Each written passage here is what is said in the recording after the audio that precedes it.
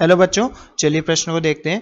प्रश्न है KMnO4 के तुल्यांकी भार के विषय में निम्नलिखित में से कौन सा कथन सत्य है। तो बच्चों हमें यहाँ पर चार विकल्प दिए हैं।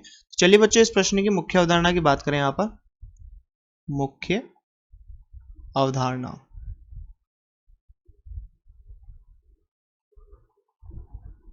तो यहाँ पर सबसे पहले हम बच्चों बात करेंगे KMnO4 की अम्लीय माध्यम और क्षारीय माध्यम में किस प्रकार से अभिक्रियाएं होती है। तो सबसे पहले अगर हम बात करें बच्चों यहाँ पर किसकी, अम्लीय माध्यम की, तो यहाँ अम्लीय माध्यम में बच्चों KMnO4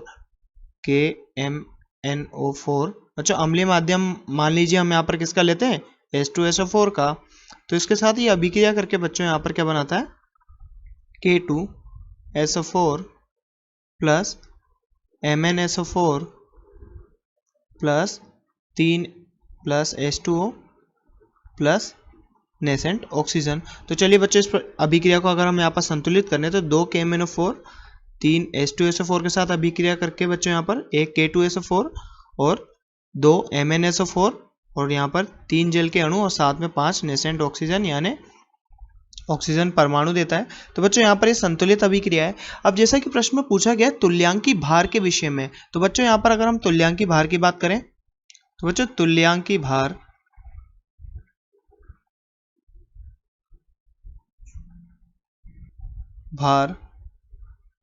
बराबर क्या होता है बच्चों, मोलर द्रव्यमान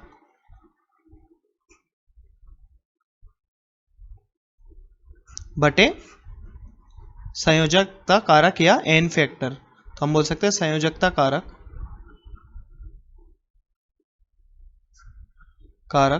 या बच्चों हम यहां पर बोल सकते हैं इसे एन कारक। तो बच्चों यहाँ पर किसी की भी संयोजकता कारण किसी रासायनिक अभिक्रिया में अगर हम निकालें तो यहाँ ऑक्सीकरण संख्या का बदलाव हम वास्तविकता में निकालते हैं। तो यहाँ पर बच्चों यहाँ पर किस किस की ऑक्सीकरण संख्या बदल रही है हम सबसे पहले यहाँ पर देखते हैं। तो यहाँ पर बच्चों पोटेशियम की +1, मैग्नीज की यहाँ पर +7, ऑक्सीजन -2, हाइड्रोजन +1, सल्फर यहाँ पर +6 और ऑक्सीजन -2, यहाँ पर पोटेशियम +1, सल्फर +6 और ऑक्सीजन -2। यहाँ Mn बच्चों +2 में जा रहा है, सल्फर +6 में है और ऑक्सीजन -2 में, हाइड्रोजन बच्चों +1 में, ऑक्सीजन -2 और यहाँ पर बच्चों ऑक्सीजन 0। तो यहाँ से बच्चों अगर हम बात करें तो हमें तुल्यांकी भार निकालना है बच्चों किसका, KMnO4 का। तो हम यहाँ पर KMnO4 का यहाँ पर वैलेंस संयोजकता कारक निकाल लेंगे। तो इसका संयोजकता कारक कैसे निकालेंगे बच्चों, एन फैक्टर जिसे बोलते हैं हम, एन फैक्टर संयोजकता कारक। तो यहाँ पर देखिए बच्चों +7 से ये किस में जा रहा है, +2 में जा रहा है। तो 7 - 2, तो यहाँ से बच्चों इसका संयोजकता कारक आ रहा है +5। अब जैसा कि हमने यहाँ पर देखा तुल्यांकी भार क्या होता है, मोलर द्रव्यमान और संयोजकता कारक का अनुपात होता है। तो ये किसमें, अम्लीय माध्यम में, अम्लीय माध्यम।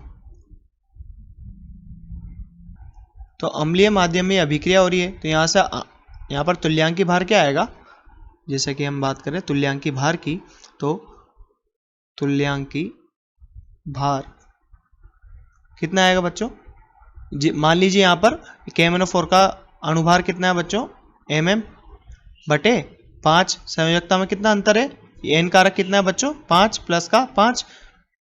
इसी कारण बच्चों यहाँ पर हम देख सकते हैं कि तुल्यांकी भार क्या आ रहा है, अणु मोलर द्रव्यमान का, या फिर हम बोल सकते हैं क्षारीय माध्यम में अणुभार का, या अणुभार या मोलर द्रव्यमान। तो बच्चों यहाँ पर अम्लीय माध्यम है, तो अम्लीय माध्यम में अणुभार का 1/5 होता है क्या, तुल्यांकी भार। अब बात करें बच्चों हम यहाँ पर किसकी, क्षारीय माध्यम की, दूसरा क्षारीय माध्यम।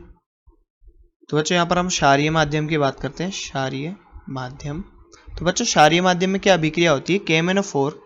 तो जो क्षारीय माध्यम या लगभग उदासीन माध्यम है, तो हम यहाँ पर जल ले लेते हैं क्षारीय माध्यम को दर्शाने के लिए। यहाँ पर जल ले लिया, मान लीजिए हमने, बहुत अल्प क्षारीय माध्यम में होती है बच्चों अभिक्रिया। तो क्या देता है, MnO2 प्लस बच्चों यहाँ पर क्या मिलता है, KOH प्लस यहाँ पर 3 नेसेंट ऑक्सीजन, या यहाँ पर 2 KOH और 2 MnO2 और यहाँ पर 2 KMnO4 अभिक्रिया करके बच्चों यहाँ पर ये बनाते हैं। हम यहाँ पर इनकी ऑक्सीजन संख्या देखें तो यहाँ पर जैसा कि +1 +7 -2 +1 -2, यहाँ पर मैग्नीज किस में जा रहा है बच्चों, +4 में जा रहा है, यहाँ -2 में ऑक्सीजन है, पोटेशियम +1 में है, ऑक्सीजन -2 में, हाइड्रोजन +1 में और नेसेंट ऑक्सीजन किस में बच्चों, 0 ऑक्सीकरण अवस्था में। तो यहाँ से बच्चों अगर n फैक्टर निकाले तो 7 + 7 से किस में जा रहा है, +4 में जा रहा है, तो इसका अंतर क्या होगा, 7 - 4 = 3।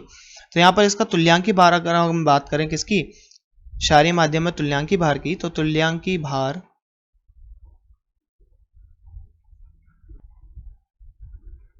कितना होगा, अणुभार का 1/3। तो बच्चों यहाँ पर ये क्षारीय माध्यम में तुल्यांकी भार है। तो जैसा कि हमसे बच्चों प्रश्न में पूछा गया, तो यहाँ पर हम बात करें अम्लीय माध्यम में, क्या आएगा हमारा जवाब, अम्लीय माध्यम। अम्लीय माध्यम में अणुभार का क्या कितना हो रहा है, 1/5 mm/5। और क्षारीय माध्यम में इक्विवेलेंट तुल्यांकी भार को हम EQ लिख सकते हैं। तो ये तुल्यांकी भार है अम्लीय माध्यम में, EQ = mm/5 mm/5। और क्षारीय माध्यम में इक्विवेलेंट वेट यानी तुल्यांकी भार कितना है बच्चों, mm/3। अब यहाँ पर हम विकल्पों को देखते हैं। विकल्प है क्षारीय माध्यम में यह अणुभार का 1/3 होता है, तो बच्चों ये तो सत्य है। क्षारीय माध्यम में अणुभार का 1/5, तो बच्चों ये गलत है। अम्लीय माध्यम में अणुभार का बराबर होता है, बच्चों ये गलत है। अम्लीय माध्यम में अणुभार का 1/3 है, तो बच्चों अम्लीय माध्यम में नहीं, क्षारीय माध्यम में 1/3 होता है। तो बच्चों यहाँ पर हमने जैसा समझा कि इस प्रश्न का सही उत्तर होगा बच्चों, मुख्य अवधारणा के आधार पर हम कह सकते हैं विकल्प नंबर ए इस प्रश्न का सही उत्तर होगा बच्चों। तो बच्चों आशा करते हैं आपको प्रश्न समझ में आया होगा। धन्यवाद।